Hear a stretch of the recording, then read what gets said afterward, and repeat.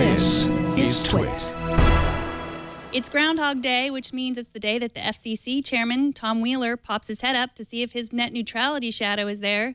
According to several news sources, Federal Communications Commission Chairman Tom Wheeler will call for an expansion of his agency's authority to regulate mobile and fixed broadband providers, which means the FCC will treat the internet as a utility and forbid ISPs from slowing down traffic intentionally.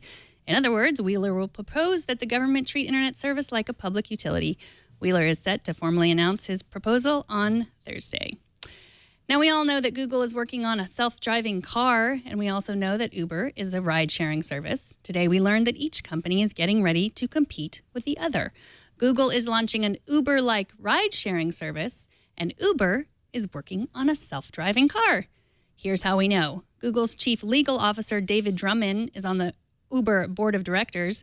According to a Bloomberg business source, Drummond informed the Uber board that Google may launch a competitor to Uber, and he showed them a Google ride-sharing app currently being dog-fooded by Google employees.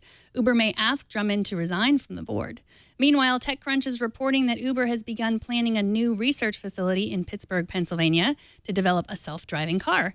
The report says Uber has hired more than 50 scientists from Carnegie Mellon University and the affiliated National Robotics Engineering Center. Either way, it looks like we're facing a future where it's easy to get a ride and impossible to get a job as a driver. In other news, Obama released a $4 trillion budget proposal today that included a big focus on cybersecurity. The president has earmarked $14 billion to defend federal and private networks against hackers. Now, this all sounds great, but it remains to be seen how much money will be set aside for cybersecurity when the Republican-controlled Congress, by the Republican-controlled Congress in the next fiscal year.